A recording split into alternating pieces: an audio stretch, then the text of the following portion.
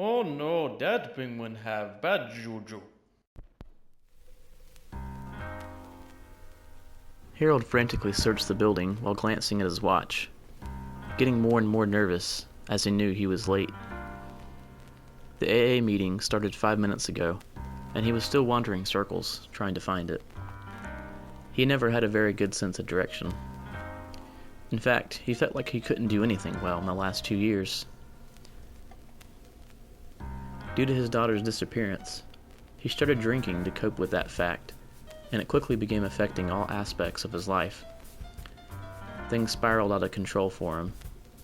His own wife would barely even speak to him, and they rarely even slept in the same bed. There was something he had to do to get better, and he had to do it now. After looking back and forth at the map and room numbers, he decided he was on the wrong floor altogether and went down a flight of long stairs.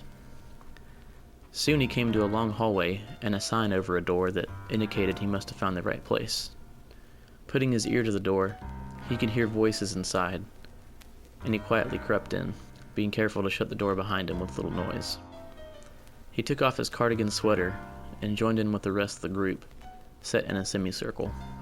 One of the men was speaking. "So it's been 4 months now, and I haven't had any incidents. I've been doing really good." "Good for you, man," a goateed man next to him exclaimed, clapping him on the shoulder. Others clapped, and the man who had done well nodded and smiled. "Would anyone else like to speak?" A man standing in a chair by himself stated, apparently the group leader. "Yes, I would." A taller man stood up and addressed the group. "My name is Thomas." "Hey, Thomas," the group responded. "Thank you. I had a slip up this week, and I'm having a hard time dealing with my feelings over it." His sullen face and eyes indicated genuine concern. "It's alright, man. It happens to the best of us," a larger man next to him stated. "We're here for you." "Thank you." "Want to talk about it?" the group leader urged. Harold felt a little more comfortable now, seeing as they seemed to be a very nice group of people, and not judging of the man's actions. It was exactly what he needed. A group of people who could open up and share freely without judgment and to be supported. The man continued. "Well, the problem is I killed him during the daytime, and I know that's a big deal. If you slip up and kill someone, try to do it at night so there's no witnesses. I feel so ashamed of myself." The group suddenly seemed to look concerned. Harold cringed inwardly, immediately feeling uncomfortable. "Did anyone see you?" one man asked. No one saw me. I buried him out by North Point Lake." "North Point Lake?" one man interrupted. "That's the worst place you can bury a body. Just a little rain, and he's gonna be coming right back up. The dirt's all loose and shallow there." "Now, Henry, let's not judge," the leader stated.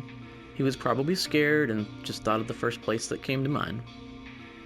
Harold laughed slightly, put off by how serious everyone looked. They weren't laughing, but how could they possibly be joking in this much detail? It was weird. I was freaking out. I saw him walking to his car. I'd been waiting for him. I told myself I'd only follow him, no killing. But I did. You can't tempt yourself like that, waiting for your victims in the dark, you know. That's how you trick yourself into doing it by accident. I've done it enough times to know," a man in a business suit added. "I know, I'm sorry. I just feel so new at stopping this." Hey guys, are we gonna get to the alcohol?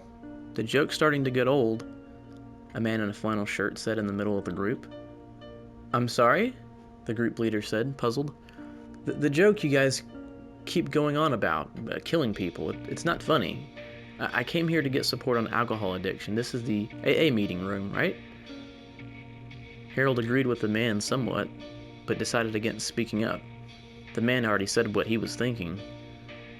What happened next, Harold was not nearly prepared for.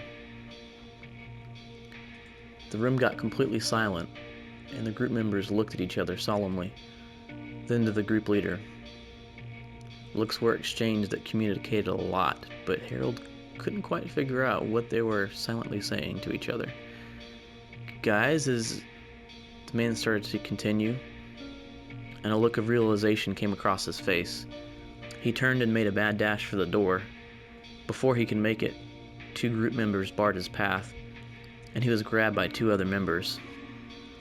In horror, Harold watched the men hold him down and duct tape his mouth shut and tie him to a chair. "What do you want us to do with him, Dave?" the goateed man addressed the group leader. "I guess we'll have to take care of him," Dave sighed and motioned to one of the guys. "Remember, this doesn't count for whoever wants to do it, since this is necessary." "Do we really have to?" "I'm sure he'd promised not to tell anyone," the taller man said. "No, I'm sorry, but you know the guidelines. No outsiders are to know of our group. It's too detrimental to our lifestyle. We can't make it in society if we're behind bars, you know that. We just can't take any chances." Harold suddenly felt sick to his stomach. "Oh, my wife is going to kill me for this," Harold thought. "Can I do it, Dave?" one man eagerly volunteered. "No, Bob, you are going to enjoy it too much and relapse. How about..." Suddenly he noticed Harold sitting in silent desperation. "You want dibs, newbie?" He stepped towards Harold and offered him a large machete. "Oh, really?" "Yeah, really. I just cleaned it yesterday." I'm sorry. I'm not in the mood, you know?" Dave looked at Harold as if scrutinizing him, and immediately Harold felt like he was going to throw up. "Oh God, he knows," he thought. "Yeah, you're right. Wouldn't want you to be tempted to do it on your own then. I think I'll just do it. I've been clean for 2 years now. Stand back, guys. Dave's gonna chop up a normal." Trying his best not to show his disgust, Harold watched as the group leader killed and butchered the tied-up man. Others began helping him put up the parts into hefty bags and clean up the mess.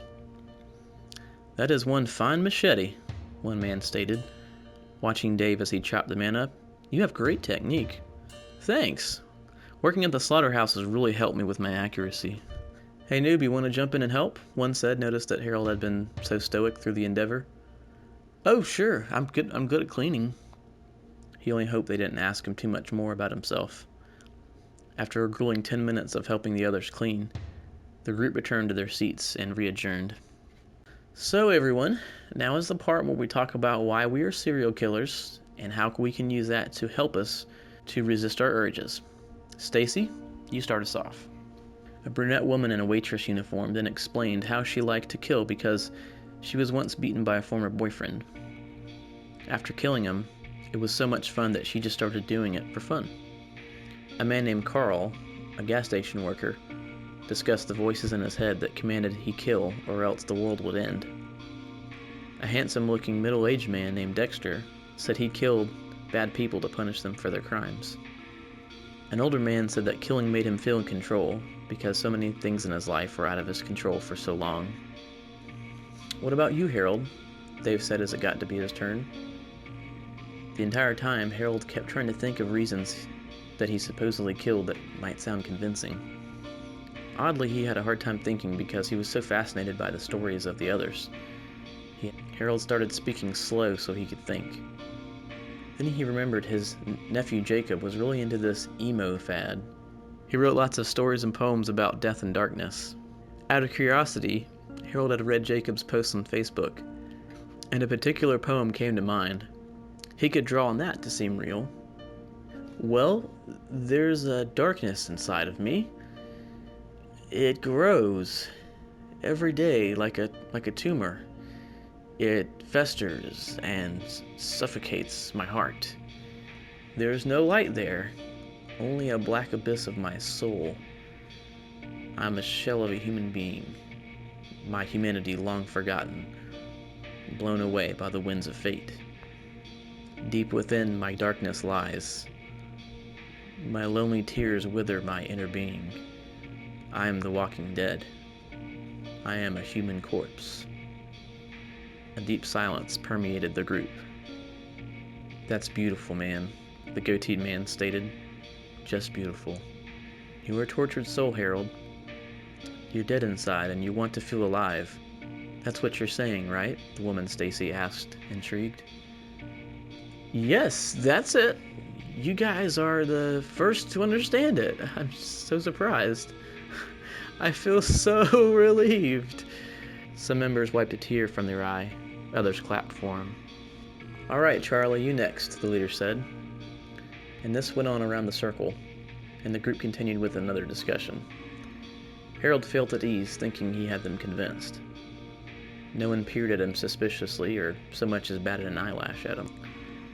Okay, everyone, before we go, we have a special guest tonight to speak with you about her struggle with killing and how she overcame it. She even killed someone from her own family because it was so bad. But she's recovered and helping other serial killers and secret groups like ours all over the world. Welcome, Miss Donna Sullivan. Everything from this moment moved in slow motion for Harold. Right after the announcement, he watched his wife walk into the room, who stopped in her tracks at the sight of him. "What's wrong, Harold?" the man sitting next to Harold asked. I think I'm going to relapse,"